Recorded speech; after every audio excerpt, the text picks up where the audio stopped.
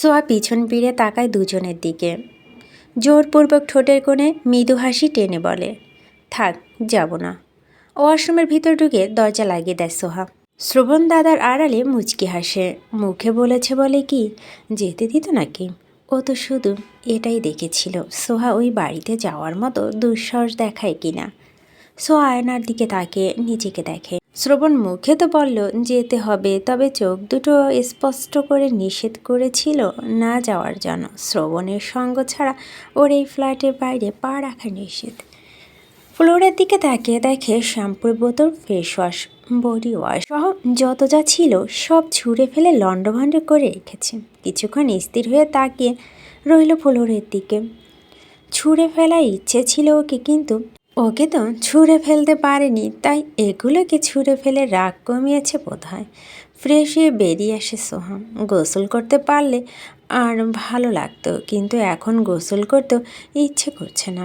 এখন বিশ্রাম নিক, সন্ধ্যার পর না হয় গোসল করবে একটু ভালো লাগলে। শ্রবণ ফোন আর ওয়ালেট ওয়াশরুমে রেখে চলে এসেছিল। ফোন আর ওয়ালেট ড্রেসিং টেবিলের ওপর রাখে।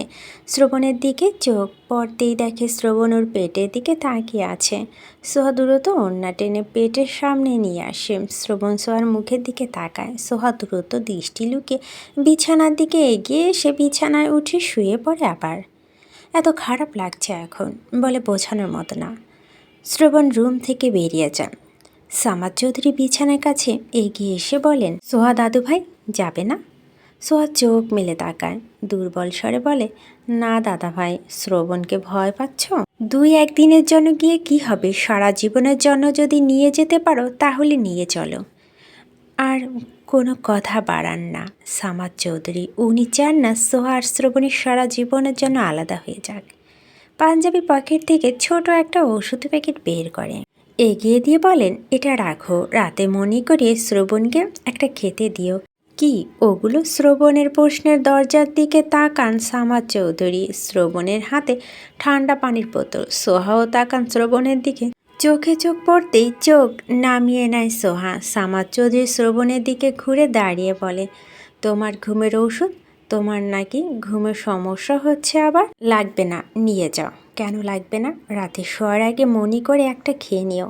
ওষুধের প্যাকেটটা সেন্টার টেবিলের উপর রাখেন। শ্রবণের কাছে এগিয়ে এসে বলেন, সোহাকে আর কোনো ভয় ভীতি দেখিও না, বকাবকি করো না মেয়েটাকে। কত দম্পতি আছেন যাদের বাচ্চা হয় না, একটা বাচ্চার জন্য হাহাকার করে। আল্লাহ তাআলা তোমাদের দিয়েছেন না চাইতে, তার কদর করো। ভালো বাবা হও, ভালো স্বামী হও। দোয়া রইল তোমাদের 3 জনের জন্য।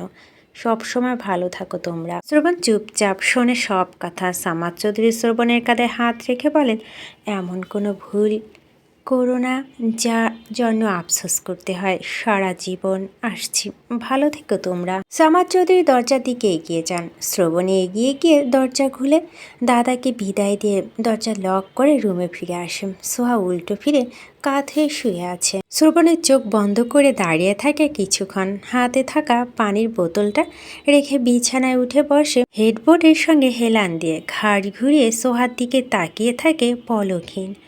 কিছু একটা ভেবে বিছানা ছেড়ে নেমে দাঁড়ায় শ্রবণ। ড্রেসিং টেবিলের সামনে এসে ফোন আর ওয়ালেট ট্রাউজারের পকেটে ভরে নেয়। গাড়ির চাবি নিয়ে রুম থেকে বের হওয়ার আগে বিছানার দিকে তাকিয়ে বলে, এই জঙ্গলির বাচ্চা, বিছানা থেকে নেমে গোসল করে ফ্রেশ হয়ে আমি ফিরে এসে যেন না দেখি তুই এভাবে শুয়ে আছিস। কথাগুলো বলে রুম থেকে বেরিয়ে যায় শ্রবণ। সোয়ার গাল মুছতে মুছতে সোয়া থেকে উঠে বসে। মাথা এখনও ঠিক হয়নি। ধীরে ধীরে বিছানা ছেড়ে নেমে কাবার থেকে ড্রেস বের করে নিয়ে ওয়াশরুমে প্রবেশ করে। 20-25 মিনিট পরই রুমে ফিরে আসে শ্রবণ। সোহা মাত্রই গোসল সেরে বেরিয়ে এসেছে। চুলে এখনও তাওয়ালও পেঁচানো, চোখ মুখ মলিন আর দুর্বল দেখাচ্ছে। শ্রবণের দিকে একবার তাকিয়ে বিছানার কাছে এগিয়ে আসে আবার শোয়ার জন্য। ওর মতিগতি বুঝতে পেরে শ্রবণ গম্ভীর স্বরে বলে, খিদে পেয়েছে, আমরা খাবো। সোহা ঘুরে তাকায়। চুল থেকে তাওয়ালা খুলে টুলে উপরে রেখে রুম থেকে বেরিয়ে ধীর পায়ে হেঁটে শ্রবণের হাতে প্যাকেটটা সেন্টার টেবিলের ওপর রাখে। প্যাকেট থেকে ফোন বের করে চার্জে লাগায়। ওয়ালেট আর গাড়ির চাবি ড্রেসিং টেবিলের ড্রয়ারে রেখে রুম থেকে বেরিয়ে ডাইনিং টেবিলের কাছে এগিয়ে আসে। সোহার মুখের দিকে তাকিয়ে বলে, সকালে খাসনি? সোহা মুখ তুলে শ্রবণের মুখের দিকে তাকায়, মৃদু স্বরে বলে, দেরি হয়ে যাচ্ছিল দেখে আর খাইনি, ভেবেছিলাম ফিরে এসে খাবো। শ্রবণ জল শক্ত করে তাকিয়ে থাকে। সোহা মিনমিন করে বলে, আর এমন হবে না। শ্রবণ চেয়ার টেনে বসে। সোহা বিরিয়ানির প্লেট শ্রবণের সামনে দেয়। ছোট একটা বাটিতে মাংস তরকারি ঢেলে সামনে রাখে, গ্লাসে পানি ঢেলে দিয়ে নিজে বসে খাওয়ার জন্য। গত রাতে ভালোভাবে খায়নি, সকালে শুধু দুটো ডিম খেয়ে চলে গিয়েছিল ভার্সিটিতে। তারপর থেকে তো এখন পর্যন্ত না খেয়ে রয়েছে। শ্রবণ এখন বাইরে থেকে খাবার কিনে নিয়ে এসে, যদিও দুপুরের মাজেদা আন্টি রান্না করে রেখে গিয়েছেন। শ্রবণের বাইরে যাওয়ার আগে ডাইনিং টেবিলের কাছে এগিয়ে এসে দেখে গেছে কি কি রান্না করা হয়েছে। তখনই সোহার জন্য রাখা নাস্তার প্লেট দেখেছে। ডিম দুটো বাদে বাকি সব প্লেটে রয়েছে। প্লেট দেখে বুঝতে পেরেছিল সোহা সকালে নাস্তা করেনি, আর এজন্যই আরও বেশি অসুস্থ হয়ে পড়েছিল।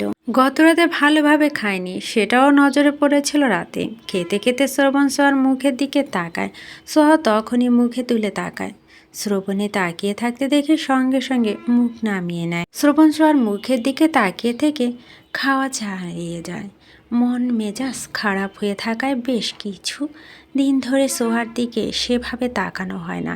তাকালে হয়তো সোহার চেহারায় পরিবর্তন চোখে পড়তো আগে। মাংসের বাটিটা সোহার সামনে এগিয়ে দেয় নীরবে। সোহা শ্রবণের মুখের দিকে একবার তাকিয়ে বাটি থেকে 2 পিস মাংস তুলে নেয় নিজের প্লেটে। বিরিয়ানিতে মাংস আছে, আর কত মাংস খাবে। ধীরে ধীরে নিজের খাওয়া শেষ করে সোহা। ভীষণ খিদে পেয়েছিল। শ্রবণ নিজেও খাওয়া শেষ করে চেয়ারে বসে আছে। দুপুরে রান্না করে খাবারগুলো ফ্রিজে তুলে রেখে দেয়। টেবিলের কাছে এগিয়ে এসে দেখে শ্রবণের ট্রাউজার পকেটে হাত গুজে দাঁড়িয়ে আছে। অন্যদিন খাওয়া শেষ করে সোহাকে একা ফেলে রুমে চলে যায়। সোহার ডাকলেও দাঁড়ায় না। ডাইনিং টেবিল গুছিয়ে রাখতে নিলেই শ্রবণ গম্ভীর স্বরে বলে, এসব করতে হবে না, সকালে আন্টি এসে করে দেবে। সোহা না গুছিয়ে রেখে দেয়। শ্রবণের পকেট থেকে এক হাত বের করে ইশারায় কাছে ডাকে সোহাকে। ভয়ে ভয়ে কাছে এগিয়ে আসে সোহা। কিছুটা দূরত্ব রেখে দাঁড়ায় শ্রবণের সামনে। শ্রবণের মুখের দিকে তাকে সোহা দু চোখ বেয়ে টুপটাপ পানি গড়িয়ে পড়তে শুরু করে। শ্রবণ পলকহীন তাকিয়ে থাকে সোহার মুখের দিকে। ওরও ভালো লাগছে না। মস্তিষ্কের ভিতর যন্ত্রণা হচ্ছে, বুকের ভিতর কেমন করছে। শ্রবণ এক কদম আগায় সোহার দিকে। ডান হাতে সোহার পেটের দিকে বাড়াতে সোহা খপ করে শ্রবণের হাতটা চেপে ধরে 2 হাতে। কেঁদে ফেলে অনুরোধ করে বলে, প্লিজ আঘাত করো না পেটে। শ্রবণ গম্ভীর থমথমে গলায় বলে, কিছু করব না, হাত ছাড়। সত্যি করবে না তো? সোহা শ্রবণের হাত ছেড়ে দেন। শ্রবণ সোহার তলপেটের ওপর হাত রাখে আলতোভাবে। শরীর জুড়ে অদ্ভুত এক শিহরণ খেলে যায়। বুকের ভিতর ভিন্ন অনুভূতি জাগে। সোহার মুখের দিকে তাকায়। সোহাও নিজের পেটের দিকে থাকে। দৃষ্টি সরিয়ে শ্রবণের মুখের দিকে তাকায়। জড়ানো গলায় থেমে থেমে বলে, তুমি বাবুর কোনো ক্ষতি করবে না তো? না। সত্যি? সোহা খুশি হয়ে কেঁদে ওঠে। এবার শ্রবণ ওকে টেনে এনে নিজের বুকে জায়গা দেয়। সোহা শ্রবণের বুকে মুখ গুজে আরও জোরে কেঁদে উঠে ওকে জড়িয়ে ধরে। শ্রবণ সোহার ভেজা চুলে ভাজে হাত গলিয়ে আদর করে। সোহা নিজেকে শান্ত করতে পারে না। কাঁদতে কাঁদতে শরীর ছেড়ে দেয়। শ্রবণ ওকে এক হাতে আলগে ধরে রাখে। সোহার বুকে মুখ গুজে রেখে কাঁদতে কাঁদতে থেমে থেমে বলে, তুমি বিশ্বাস করো, আমি ইচ্ছে করে কিছু করিনি। আমি তোমার কথা মতোই চলছি। সবগুলো পিল নিয়ম করেই খেয়েছিলাম। শ্রবণ চুপ করে থাকে।